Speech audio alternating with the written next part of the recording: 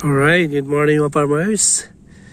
So kita niyo po, no, ganda po ng ating tanim po na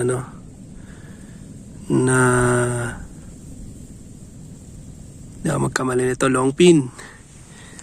Kasi nabanggit ko to ng GSR, hindi pala GSR po mga farmers, long pin 2096. So ito nasa 2 months yun siguro to.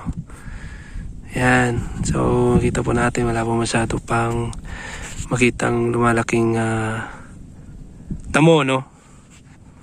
So kita po siya na napaka green po niya, mga dahon po niya.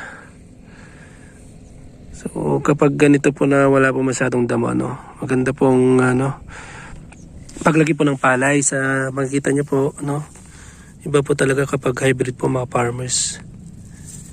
Kita niyo po yung mga gipi po niya. Lalaki po, Yan.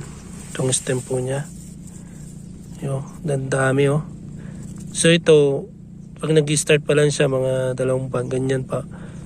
Ganyan pa lang karami siya. Pero yan, habang lumalaki yan, dumadami po ang kanyang stem, So, paglaki po niya, halos masasakupan niya itong wala pong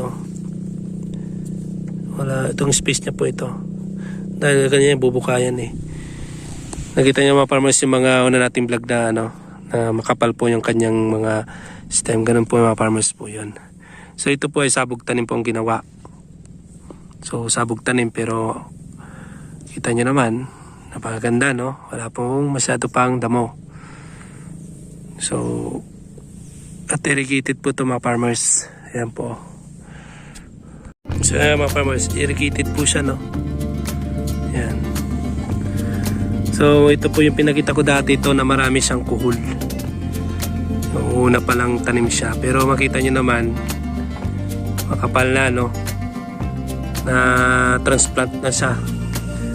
Lagyan po, kakaya po na ito, nasa gilid po mga farmers, yan, diretso. So pag yan, dumami po yung kanyang stem po, lalabas. So yan, kakapal tong gilid po niya ito.